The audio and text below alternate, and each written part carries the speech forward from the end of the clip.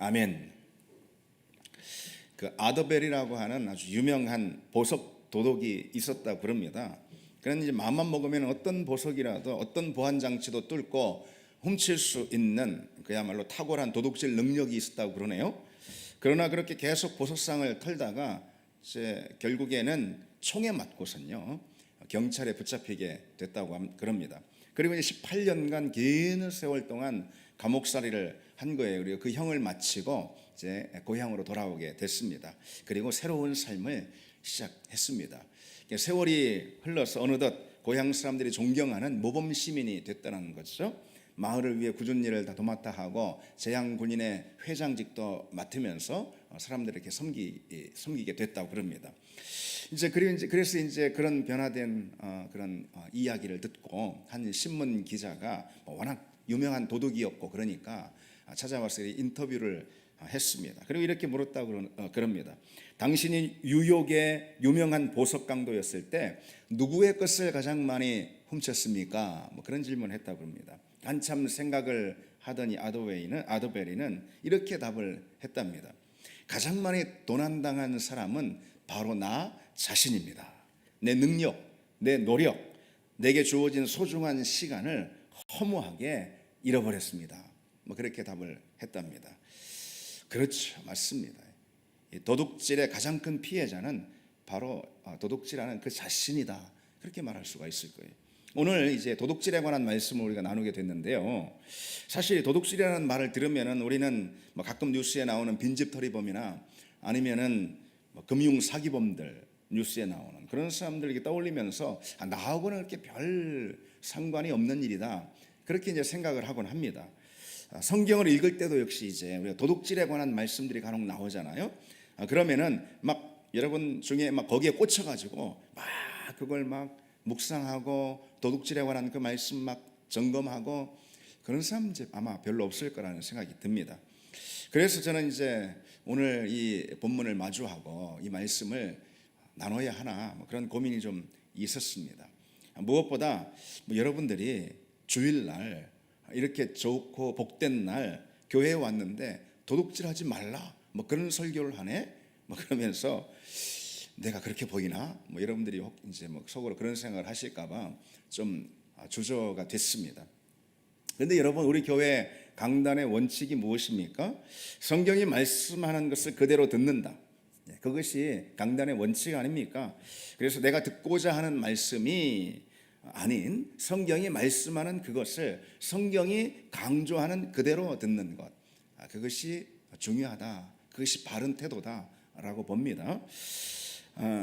그래서 이제 오늘 본문 말씀을 강해로 나가는 가운데 이 순서를 맞아서 이 말씀을 나누게 되는데요. 의외로 제가 한 주간 이 말씀을 묵상하다 보니까 성경은 도둑질을 우리가 생각하는 것 이상으로 아주 중요하게 다루고 있다는 걸 새삼 좀 발견하게 됐습니다. 무엇보다 여러분 10계명 가운데 제8계명이 도둑질하지 말라 그 말씀 아니겠습니까? 그리고 도둑질은요 특히나 믿음의 공동체의 큰 위기와 어려움을 가져오는 부도덕 그런 불신앙으로 성경에 소개되어 있습니다. 구약에서는 여러분 대표적으로 아간의 사건 아닙니까? 가나안 정복 전쟁의 중요한 시기에 이 아간이 전리품을 도둑질하죠. 탐심이 생겨가지고 그 바람에 어떤 일이 벌어집니까? 이스라엘 백성 전체 가운데 하나님의 재앙이 임해가지고 아이성 전투에서 대피하고 마는 그런 참담한 일이 벌어지잖아요. 하나님께서 믿음의 공동체 안에 있는 도둑질 이것을 그만큼 싫어하신다라고 우리가 말할 수가 있겠죠. 신약에서는 대표적으로 아나니아와 삽비라 이야기를 우리가 그 사건을 들 수가 있을 겁니다. 아나니아가 어떻게 했습니까? 땅을 판 값 전부를 교회에 하나님께 바치겠다라고 그렇게 장담을 해놓고 탐심이 생기는 바람에 일부만 하고 일부는 감춰뒀잖아요. 사도 베드로는요 그와 같은 행위를 엄연한 도둑질이다라고 그렇게 규정을 합니다. 그로 인해 아나니아와 삽비라 부부는 하나님 앞에서 죽임을 당하죠. 우리가 이제 그 본문을 읽을 때 참 마음이 편하진 않습니다.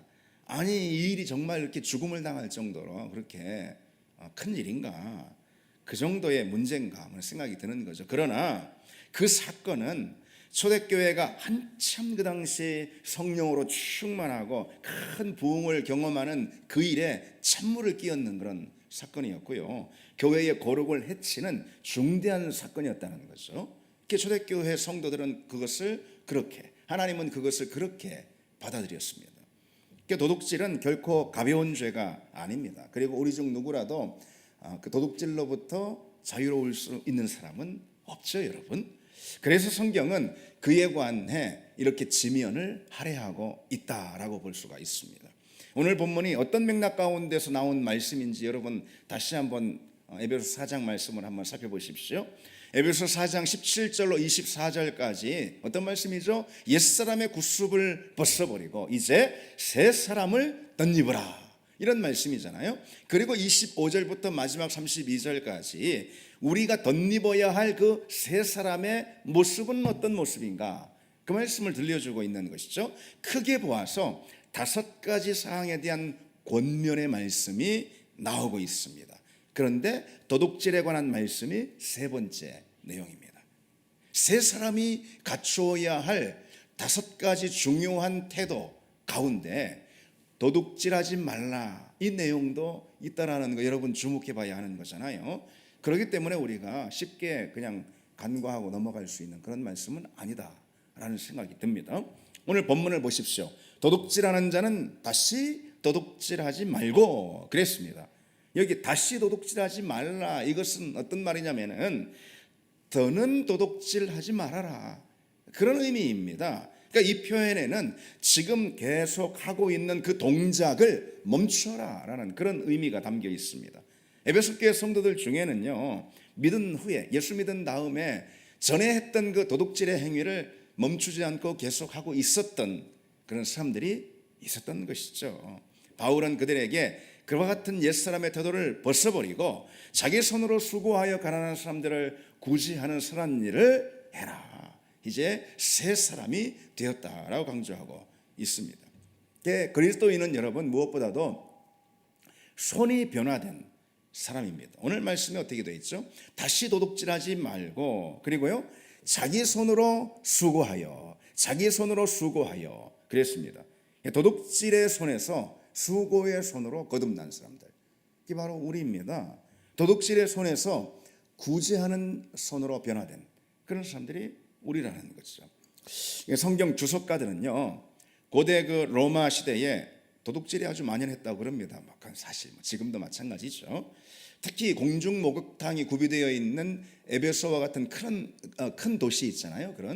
그런 도시에서는 이 목욕탕 같은 데서 특히 도둑질이 벌어졌다고 그럽니다. 그런가 하면은 어떤 주석가들은 오늘 이 본문은 뭐 이렇게 읽어야 한다라면서 가르쳐 줍니다. 고대 로마 사회의 경제적 상황을 오늘 본문은 반영하고 있다는 거죠. 당시 노동자들 가운데 많은 사람들이 일용직이었어요. 근데 일용직 여러분 어떻습니까? 일자리가 자주 동일하게 마련이고요. 그리고 부양할 가족들은 또 많았고 그렇잖아요. 그래서 소위 말하는 생계형 도둑질이 고대 로마 사회에 아주 만연했다라는 거죠. 예수 믿기 전부터 그런 생계형 도둑질에 가담했던 사람들이 꽤 있었던 거예요. 에베소 교회 예수 믿는 사람들 가운데도. 그런데 이제 뭐라고 말씀하는 거죠? 너희들이 이제 새 사람이 되었다. 그리스도 안에서 새 사람을 입었으니 더는 그러한 삶을 살지 말라, 끊어라, 그런 말씀입니다. 물론 이제 도둑질의 원인을 그처럼 경제적 상황으로만 보는 것은 맞지 않다고 봅니다. 여러분 무엇보다 도둑질의 근본적인 원인이 무엇입니까? 그건 도덕적인 원인이죠. 바로 탐심이고 게으름입니다. 도둑질이라는 죄를 여러분 가만 한번 생각해 보십시오. 우리가 도둑질에 대해서 평소 생각을 그렇게 많이 하지 않을 수 있습니다. 도둑질에 대한 경계의 말씀에 대해서 말이죠. 그런데 한번 가만 오늘 본문을 놓고 생각을 해 보십시오. 도둑질은요, 누가 시작한 죄일까요? 사단이 시작한 죄입니다. 도둑질은 자기의 것이 아닌 것, 곧 다른 이의 것을 훔치고 탈취하는 그런 죄잖아요.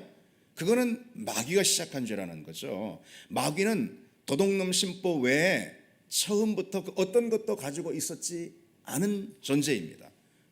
하나님은 모든 걸 가지고 계셨죠. 그래서 마귀가 하나님처럼 다 갖고 싶었던 거죠. 그래서 맨 처음 하나님이 만드시고 하나님께 속한 그 아담을 훔치기로 한 겁니다. 그리고 자기에게 아담을 속하게 했던 거죠. 다시 말해서 아담의 영혼을 도둑질했다는 말입니다. 그로 인해 하나님께서 아담에게 주셨던 그 에덴을 아담에게서 마귀가 탈취해 버렸고요. 결국엔 에덴의 질서와 영광이 완전히 부패해져 버리게 된 거죠. 그처럼 이 도둑질은 애초에 마귀가 고안한 일이라는 거죠. 그러니 여러분, 우리가 만약 도둑질을 하고 있다면, 아니면 도둑질의 생각이라도 우리가 하고 있다면, 그것은 마귀의 일에 가담하는 일이고 마귀를 모방하는 일이 될 수 있습니다. 그렇게 볼 수 있을 겁니다. 그것만으로도 섬뜩한 일 아니겠습니까? 그래서 도둑질에 대해서 우리가 생각해 볼 때, 도둑질은요, 성경에 기록된 다른 많은 죄들에 비해서 더 나쁜 죄일 수 있다는 것을 우리는 알 수 있습니다. 왜일까요? 도둑질이라는 행위 안에는 그저 남의 물건을 훔치는 그런 행위만 들어있는 게 아니고 다른 많은 죄들이 복합이 되어서 도둑질을 만들어내는 겁니다. 예를 들어 탐심이나 게으름이나 거짓이나 속임수나 기만이나 계략이나 그런 등등 다른 많은 죄들이 이 도둑질의 동반이 되는 그런 죄들입니다. 그래서 여러분, 이렇게 표현할 수가 있을 거예요. 도둑질은 예후가 더 나쁜 죄일 수 있다, 이렇게 표현할 수 있어요. 그거는 도둑질과 함께 동반되는 그 모든 죄들이 결국 영혼을 더 심각하게 병들게 만들고 영혼을 해칠 수 있기 때문에 그런 거죠. 그래서 다른 죄가 영혼을 해치는 것보다 더 예후가 나쁜 죄다라고 말할 수 있어요. 그러니만큼 도둑질은 더 경계해야 하는 죄입니다. 그리고 도둑질을 경계해야 하는 이유로 또 생각해 본다면은, 도둑질은 단순히 남의 돈이나 물건을 훔치는 그런 것만 말하는 것은 아닙니다. 오히려 그보다 더 많은 경우 무엇을 도둑질하게 될까요? 다른 사람의 생각이나 아이디어를 도둑질합니다. 다른 사람의 수고와 시간을 도둑질합니다. 남의 기회를 도둑질합니다. 남의 명예를 도둑질하고요, 남의 자리를 도둑질합니다. 그처럼 도둑질의 종류가 한두 가지가 아니기 때문에요. 그래서 도둑질은 다른 죄보다 우리가 더 경계해야 하는 죄입니다. 성경은 어떤 도둑질에 대해서 말씀하고 있을까요? 우리는 성경을 통해서 도둑질의 다양한 사례들을 우리가 살펴볼 수가 있는데요, 그것은 성경이 금하고 있는 도둑질이 아주 넓은 의미를 갖고 있기 때문에 그렇습니다. 어떤 것들이 여러분 도둑질에 해당이 되겠습니까? 간략하게 몇 가지만 생각해 보면요, 첫째로 부정직한 거래는 도둑질에 해당한다라고 말할 수 있어요. 레위기 19장에 공평한 저울과 공평한 추와 공평한 에바와 공평한 흰을 사용하라, 그렇게 말씀하고 있어요. 공평한 저울로 정량의 물건을 거래하지 않는 것, 이건 속이는 상거래고 곧 도둑질에 해당한다는 그런 말씀이죠. 넓은 의미로 볼 때는, 그보다 더 넓은 의미로 볼 때는 불량품이나 불량식품이나 아니면 속에 어떤 재료가 들어가 있는지 모르는데 그걸 속이고선 말이죠, 파는 것, 거래하는 것, 역시 이것도 도둑질의 일종이다라고 말할 수가 있을 거예요. 우리는 여러분, 작은 거래 하나를 하더라도요, 그리스도인의 양심을 가지고 해야 할 것입니다. 오늘날 이 복잡해지는 사회에서 여러분, 도둑질의 형태는 훨씬 더 다양하다라고 말할 수가 있을 거예요. 예를 들어서 수많은 과장 광고 역시 기업이 소비자들에게 행하는 일종의 도둑질이다라고 말할 수가 있을 거예요. 사람들의 마음을 자극해가지고 전혀 필요 없는 그런 수요를 계속해서 창출해내는 것, 이건 정직하지 못한 절도임을 우리는 알아야지 됩니다. 그리고 그것은 자본주의 사회에서 가장 흔히 일어나는 도둑질일 수가 있습니다. 물론 광고가 다 문제다 그런 말은 아니고요, 아주 지나치는 과장 광고, 그래서 허위로 속게 만드는, 아니면은 중독에 가까운 과소비를 부추기는 그런 자극적인 마케팅, 그런 것은 도둑질의 일종이다라고 말할 수가 있을 거예요. 오늘 말씀과 결코 무관하지 않다라는 거죠. 두 번째로, 어떤 것이 도둑질에 해당할 수 있을까요? 품삯을 떼먹는 일 역시 도둑질에 해당할 수 있다라고 말할 수 있습니다. 예레미야 22장에 불의로 그 집을 세우며 부정하게 그 다락방을 지으며 자기 이웃을 고용하고 그 품삯을 주지 아니하는 자에게 화 있을진저 그랬습니다. 고용주와 고용인의 품삯을 떼어먹는 일은 도둑질입니다. 품삯을 떼어먹는 일 해가지고 그냥 단순히 일당이나 월급을 주지 않는 그런 것만 뜻하는 것이 아닙니다. 만일 일보다 임금을 터무니없이 적게 주는 행위가 있다면 그건 착복이라고 말할 수가 있을 겁니다. 고용주가 얻어낸 노동력보다 저렴한 임금을 주는 거, 이거 도둑질이라고 말할 수가 있는 거죠. 노동력을 도둑질하는 거죠. 전에는 이런 일들이 참 많이 있었죠. 그런데 반대도 있어요, 여러분. 직장인이나 노동자가 행할 수 있는 그런 도둑질 있다라는 거죠. 흔히 우리가 빠질 수가 있습니다. 무엇일까요? 받은 임금만큼 일하지 않는 그런 행위입니다. 다시 말해서 근무 태만이죠. 이 근무 태만은 단순히 게으름의 문제만이 아니고요, 일종의 도둑질이라고 말할 수가 있습니다. 고용주 혹은 직장의 돈을 도둑질하는 그런 행위이죠. 여러분, 우리가 그래서요, 아르바이트 하나를 한다 하더라도 성실하게 해야 되는 이유가 거기에 있습니다. 그냥 게으른 것, 거기서 그치는 것이 아니라는 거죠. 골로새서 말씀처럼 죽기 하듯 할 수 있는 그런 이제 우리가 돼야지 그리스도인으로서 우리는 인정을 받을 수가 있을 겁니다. 세 번째로, 이런 것도 도둑질에 해당한다는 거죠. 이자놀이, 고리대금업, 이런 게 성경에서 대표적으로 지적하고 있는 도둑질에 해당하는 내용입니다. 출애굽기 22장에 내가 만일 너와 함께한 내 백성 중에서 가난한 자에게 돈을 구워주면 너는 그에게 채권자같이 하지 말라라고 말씀하고 있어요. 물론 이제 이자가 다 나쁘다, 이자를 절대 받으면 안 된다, 그렇게 말씀하는 건 아닙니다. 일반적인 경제활동을 통해서 발생하는 이자 수익은 용인될 수 있습니다. 그래서 종교개혁자 깔뱅 같은 경우는요, 정당한 이자에 대한 허용을 적극 주장하기도 했습니다. 그로 인해서 이제 사실 서구의 산업과 자본 시장이 발전하게 된 거죠. 그러나 오직 이자놀이를 통한 불로소득, 불로소득은 일종의 도둑질이다라고 말할 수가 있어요. 고리대금업, 이것은 가난한 자들을 착복하고 그리고 또 압제하는, 도둑질에 더해서 플러스 가난한 자들에 대한 압제의 죄까지 있을 수 있는 거죠. 하나 더 보시면은 뇌물을 받는 것도 역시 도둑질이다라고 말할 수가 있습니다. 출애굽기 23장에 보면은 너는 뇌물을 받지 말라, 뇌물은 밝은 자의 눈을 어둡게 하고 의로운 자의 말을 곱게 하느니라라고 말씀하고 있어요. 뇌물에 관한 말씀이 성경에 의외로 많이 나오는 거 여러분 아십니까? 뇌물은요, 도둑질의 착취가 더해진 그런 죄입니다. 따라서 보통 그런 말 하잖아요. 질이 아주 나쁜 죄다, 질이 더 나쁜 그런 죄입니다. 뇌물을 받을 수 있는 자리에 있다면은 그것은 분명 어떤 고난을 행사할 수 있는 자리에 있다라는 걸 말해주는 거잖아요. 여러분, 그 고난은 누가 주시는 거죠? 그 자리는 누가 주시는 거죠? 하나님이 주시는 거예요. 그가 그리스도인이라면 말이죠. 그런 고백이 분명히 있어야 하는 거죠. 청직이니까. 근데 이 뇌물이라는 것은, 뇌물을 받았다, 그런데 이 뇌물이라는 것은 하나님이 주신 그 자리를 이용해 가지고 약자의 돈을 착취하는 그런 죄잖아요. 그러니 이 뇌물이라는 것은 도둑질의 착취, 그리고 그에 더해 가지고 하나님이 주신 그 자리를 악용하는 그런 잘못까지 다 보태지는 것입니다.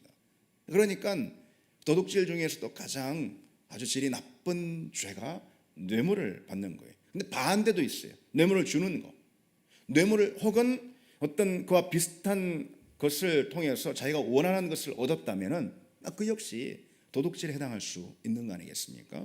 그 외에도 여러분, 모든 부당하게 취하는 이익들이 있다면 그거는 도둑질이라 우리는 그렇게 아주 예민하게 볼 줄 알아야 할 것입니다. 그냥 세상 사람처럼 그냥 무디게 그냥 대충 생각하는 것이 아니고 그건 도둑질에 해당할 수 있다는 예민함을 우리는 가질 수 있어야 합니다. 우리는 도둑질에 대해서 세상 사람들보다 훨씬 더 예민하게 반응해야 한다는 그런 얘기죠. 부당하게 어떤 기회를 얻었다면 그것도 도둑질이라 말할 수가 있습니다. 적은 돈을 우리가 빌렸다 하더라도 대수롭지 생각하지 않고, 그게 적은 돈이니까 대수롭게 생각하지 않고 갚지 않고 있으면 그 역시 도둑질이다라고 말할 수가 있죠. 심지어 새치기 했다면 새치기 역시 도둑질이다라는 그런 예민한 믿음의 감각을 우리가 가져야 하겠습니다. 그리고 하나 더, 하나님의 것에 대한 도둑질도 있습니다. 그것은 하나님이 받으셔야 할 마땅한 영광을 취하는 그런 일입니다. 이사야 42장 8절에 나는 여호와니 이는 내 이름이라 나는 내 영광을 다른 자에게 주지 아니하리라 라고 말씀하고 있어요. 오직 하나님께 영광을 돌려야 하는데 그 영광을 가로채는 것, 그 역시 도둑질이다 라고 말해요. 영적인 도둑질이죠. 성경에 나오는 도둑질에 대해서 우리가 이제 간략하게 몇 가지만 그냥 이렇게 살펴봤는데요. 여러분, 그와 같은 도둑질에서 발견되는 특징이 있습니다. 그게 뭘까요, 여러분? 우리 안에는 실제로 행위로 뭔가 훔치는, 남의 것을 탈취하는 그런 도둑질을 우리가 행위로 저지르진 않았다 하더라도 우리 안에 도둑질의 근성, 죄의 본성이죠. 그런 게 우리 안에 있을 수 있습니다. 내가 원하는 거, 내가 갖고 싶은 무엇인가, 그런 걸 보면은 그걸 얻고 싶죠. 그런데 그에 관한 마땅한 수고와 노동, 대가죠. 그런 건 지불하기 싫으면서 또는 지불할 능력이 없으면서 갖고 싶은 거죠. 그런 근성, 죄의 근성이죠. 그런 것들이 우리에게 있습니다. 어쨌든 그처럼 도둑질에서 발견되는 특징이 있다면 그게 무엇일까요? 수고하지 않고 소득을 얻으려는 그런 태도, 땀 흘리지 않고 결과를 얻으려는 그런 태도, 노력하지 않고 성과를 얻으려는 그런 태도 말하는 거죠. 그런 태도를 한마디로 뭐라고 그럽니까, 여러분? 도둑놈 심보라고 그러잖아요. 도둑놈 심보. 그게 이 도둑질에서 발견되는 그런 특징입니다. 도둑놈 심보는 비단 물질에 있어서만 나타나는 태도가 아닙니다. 그것은 한마디로 씨를 뿌리지 않고 열매를 발하는 모든 태도, 그 안에 도둑질의 본성이 들어있다. 이게 좀 도둑놈 태도 심보다 이렇게 말할 수가 있는 거죠. 그래서 학생이 공부하지 않고 좋은 성적을 바라는 거 도둑놈 심보죠. 하루에 10분도 운동하지 않으면서 건강을 바라는 거 도둑놈 심보죠. 굉장히 이제 찔리긴 한데요. 먹을 거 다 먹으면서 살 빼고 싶은 거에 도둑놈 심보라는 거죠. 인내하지 않고 성공의 결실과 기쁨을 맛보고 싶어 하는 거 역시 도둑놈 심보다라고 말할 수가 있겠죠. 여러분, 관계에서도 그런 도둑놈 심보가 나옵니다. 설교의 강단에서 도둑놈 심보 막 이렇게 나오니까 좀 듣기 거부할 수도 있는데, 여러분, 우리 본성을 관통하고 꿰뚫어 볼 때 정직하게 하나님 앞에서 그렇게 고백할 수밖에 없는 우리 모습이 있잖아요. 그렇죠. 말씀 앞에, 말씀이라는 MRI에 우리 마음을 비춰볼 때 도둑놈 심보라는 말은 오히려 점잖은 표현이 될 수 있을 정도의 그런 도둑질의 본성이 우리 안에 있습니다. 그래서 오늘 에베소서 본문은 이 말씀을 지면을 할애해서 우리에게 들려주고 있는 거죠. 관계에 있어서도 그런 도둑놈 심보가 있습니다. 관계를 위해서 어떤 수고도 하지 않고 좋은 관계를 바라는 거, 그리고 도둑놈 심보죠. 아니, 내가 친절을 베풀고 온유한 마음으로 섬기고 사랑에 수고를 하고 그런 거 전혀 하지 않고 그냥 좋은 친구를 얻길 원하는 거, 그건 도둑놈 심보죠. 내가 친구를 위해서 어떤 노력도 하지 않는데 내게 좋은 친구들이 많이 붙기를 원하는 거, 그럴 수 있냐는 거죠. 받기만 하면서 좋은 관계를 늘 원하는 거, 그 도둑놈 심보일 수가 있습니다. 물론 영적으로도 이 도둑놈 심보가 있습니다. 예배에 대한 기대와 어떤 갈망과 한 주간의 어떤 준비도 없이 하나님 앞에 나오는 건데, 하나님의 보좌 앞에 우리가 나오는 건데, 어떤 예배에 대한 준비 없이 우리가 어떻게 은혜를 구할 수가 있겠습니까? 예배의 은혜를. 기도도 하지 않고 응답을 원하면 여러분 되겠습니까? 주님의 말씀에 순종하지 않고 어떻게 믿음의 선물들을 우리가 구할 수가 있겠단 말이죠. 교회를 섬기고 헌신하지 않으면서 어떻게 교회를 통해서 어떤 은혜, 공급되는 은혜를 기대할 수가 있겠냐는 겁니다. 교회를 위해서 내가 아무것도 하지 않으면서 우리 교회가 좋은 교회가 되길 바라는 그런 거는 도둑놈 심보입니다. 듣기 거부갈지 모르지만은 오늘 본문에 비추어서 영적인 도둑질이다라고 말할 수가 있습니다. 그러나 여러분,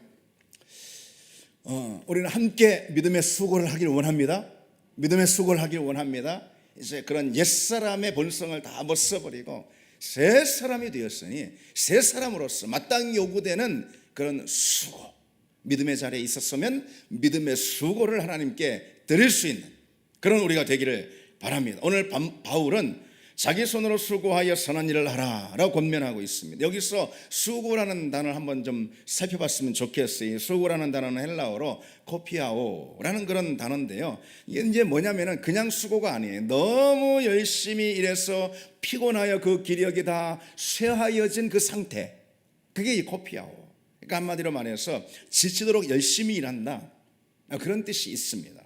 코피아오라는 이 단어는요, 신약 성경에 모두 23번 등장하는데 바울이 15번을 사용하고 있습니다.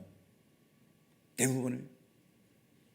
그리고 이 단어 명사형, 코퍼스라는 명사형도 있는데, 이거 수고라는 이 명사 역시 신약 성경에 나오는 18번 가운데 바울이 11번을 사용하고 있습니다.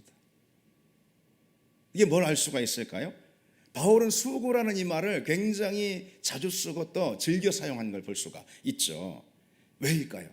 그의 삶이 그만큼 수고하는 삶이었기 때문입니다. 그의 손과 발이 늘 수고와 가까이 있었기 때문에 그냥 자연스럽게 수고라는 말들이 많이 기록되었던 거예요. 몇 군데만 좀 살펴보시면은요, 고린도전서 15장에 내가 모든 사도보다 더 많이 수고하였으나 내가 한 것이 아니 오직 나와 함께 하신 하나님의 은혜로라. 하나님의 은혜를 찬양하면서 뭘 돌아봅니까? 내가 이렇게 많이 수고하게 된 거, 하나님의 은혜다. 우리 하나님의 은혜라고 찬양할 때 우리 자신의 무엇들을 돌아봅니까? 바울은 좀 다르잖아요. 자기의 수고를 돌아보고 하나님의 은혜였어, 너무 감사해. 그렇죠. 그리고 고린도후서 11장에도 내가 수고를 넘치도록 하고, 수고를 넘치도록 했다는 거예요. 빌립보서 2장에도 나의 다름질이 헛되지 아니하고 수고도 헛되지 아니하므로, 바울은 굉장히 이제 말하자면 불안하고 두려운 것이 있었어요. 그게 뭘까요? 자기의 수고가, 복음을 위한, 하나님 나라를 위한, 몸된 교회를 위한 그 수고가 혹 헛되이 될까봐, 그게 바울은 다만 굉장히 두려웠던 것입니다. 수고, 바울에게 있어서 이 수고는 그만큼 굉장히 중요했어요. 빌립보서 디모데전서 4장에도요, 우리가 수고하고 힘쓰는 것은 우리의 소망을 살아계신 하나님께 두미니 그랬습니다. 수고하는 그 모습들을 보면 우리가 왜 이렇게 수고하게 되느냐, 우리가 소망을 갖고 있기 때문에 이런 수고가 요청되는 거다, 그렇게 고백하고 있는 거죠. 데살로니가전서 2장에도요, 형제들아 우리의 수고와 애쓴 것을 너희가 기억하길 원한다라고 강조하고 있습니다. 어떤 걸 기억해 달라고요? 내가 너희를 위해서 수고한 그것을 기억해 달라. 그래서 바울은 자신이 얼마나 수고를 많이 하고 있는지 곳곳에서 말합니다. 물론 자랑하는 게 아니죠. 복음을 맡은 사람이라면, 그리스도의 일꾼이라면, 교회의 청직이라면 마땅히 해야 하는 것이 수고이기 때문에 다만 수고를 말하고 있는 것뿐입니다. 신앙생활은 응당 수고라는 것을 통해서 드러나기 때문에 수고를 말하는 것뿐입니다. 여러분, 복음이 정말 값지다. 내게 어느 거에 비교할 수 없을 정도로 복음이 정말 값지다.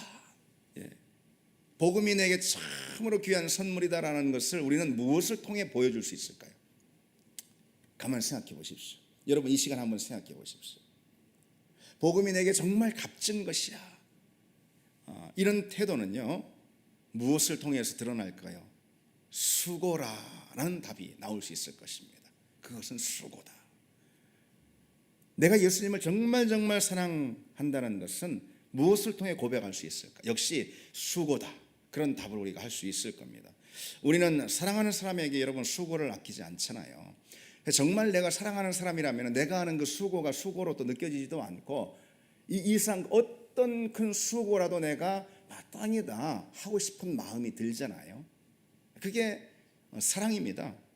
바울은 정말 복음을 값진 것으로 고백했고 주님을 정말 정말 사랑했기 때문에 그 고백이, 신앙 고백이 수고를 통해서 결과적으로 드러났던 거예요. 그가 주님을 만난 후 그 인생은 수고의 인생이 될 수밖에 없었고요, 그 수고를 통해서 바울은 은혜를 누렸습니다. 여러분, 바울이 아니면 초대교회 성도들이 많은 은혜를 누렸어요. 그리고 많은 능력을 얻었어요. 하나님의 임재와 하나님의 손길을 경험했어요. 그럼 여러분 한번 성경을 보십시오. 그들이 어느 자리에서 과연 그와 같은 하나님의 손길과 능력을 경험했고 은혜를 누리게 되었을까? 수고하는 자리, 수고하는 자리, 여러분 성경을 보십시오. 수고하는 자리에서, 주님을 위해서 수고하는 그 자리에서 그 은혜를 다 누렸다라는 것이죠. 바울은 그랬어요. 여러분, 자기 신앙생활을 한마디로 요약해서 한번 말해보라, 그렇게 요청을 받았다면 이렇게 요약을 했을 것입니다. 나는 수고하는 삶을 살았습니다. 내 삶은 수고였습니다. 이렇게 답할 것입니다. 그리고 또 바울은 이렇게 아마 말할 것입니다. 나는 그처럼 수고하면서 수고의 그 자리에서 하나님 주시는 은혜를 누렸습니다. 나는 수고하면서 수고의 그 자리에서 하나님의 손길과 능력을 경험했습니다. 하나님의 은혜를 맛봤습니다. 분명히 그렇게 말할 것입니다. 우리는 수고할 때요, 그 수고를 통해서 신앙 고백을 하는 법입니다. 수고를 통해서 주님을 만납니다. 수고를 통해서 주님의 은혜를 더 크게 맛보고 누리게 됩니다. 틀림없습니다. 그렇다면 주님은 그런 바울에게 어떻게 반응하셨을까요? 어떻게 우리가 상상을 해본다면 바울은 자기 삶을, 자기 믿음의 여정을 돌아보면서 내 삶은 수고였습니다 라고 그렇게 고백할 수 있었을 거예요. 그런 바울의 고백에 대해서 주님은 어떻게 응답하시거나, 아니면 그런 바울을 향해서 마지막 주님은 무엇이라고 말씀하셨을까요? 분명 그렇게 생각합니다. 내가 너의 수고를 보았노라. 내가 너의 수고를 보았노라. 바울은 주님께 그 말씀을 듣는 것을 원했던 것 같아요. 어떤 말보다도 주님으로부터 그런 칭찬, 그런 말씀을 듣는 걸 원했던 것 같아요. 그래서 나는 선한 싸움을 싸우고 나의 달려갈 길을 마치고 믿음을 지켰으니 이후로는 나를 위하여 의의 면류관이 예비되었도다. 이게 다 수고 아닙니까? 선한 싸움을 싸우고 달려갈 길이라고 말하잖아요. 달려갈 길, 산보가 아니고 달려갈 길, 믿음을 지켰다고 그러잖아요. 지켰다. 이게 다 수고가 들어가는 그런 내용이죠. 이제후로는 나를 위하여 의의 면류관이 예비되었다. 바울이 주님께로부터 듣고 싶은 말이, 음성이 그런 거 아니겠어? 내가 너의 수고를 보았노라. 요한계시록에 보면은요, 그처럼 수고를 행한 성도들을 향해서 하나님이 이렇게 말씀하시는 대목이 나옵니다. 하늘에서 음성이 나서 이르되 거룩하라. 지금 이후로 주 안에서 죽은 자들은 복되도다. 믿음 안에서 죽은 자들은 복되도다 하심에 성령이 이르시되 그러하다. 그들이 수고를 그치고 쉬리니 이는 그들의 행한 일이 따름이라 라고 말씀하고 있어요. 이거 참 중요한 말씀, 귀한 말씀이라고 봅니다.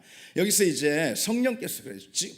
지금 이후로 믿음 안에서 죽은 자들은 복되다 그렇게 말씀하니까 성령께서 그러하다 하면서 그들이 수고를 그치고 쉬리니, 여기서 수고라는 것은 어떤 고통이나 아니면 아픔 그런 걸 말하는 게 아니에요. 일을 말합니다. 그래서 오늘 본문에 쓰인 그 코포스라는 단어하고 똑같은 단어가 쓰였습니다. 일, 영어 성경들은 레버라고 다 번역을 해놓습니다.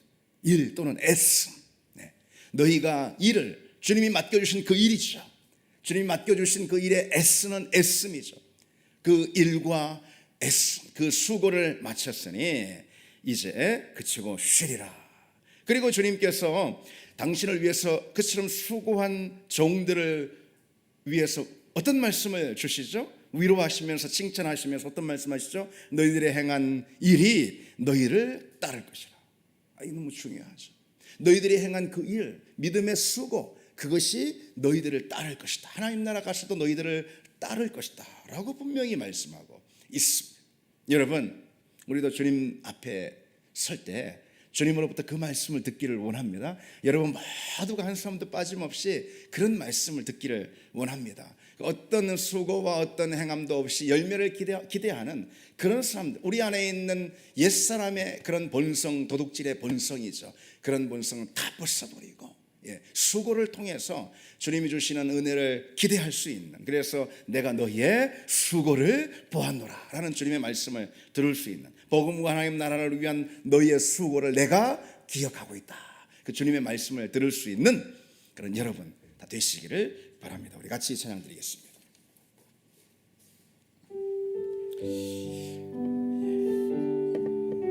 나 주님의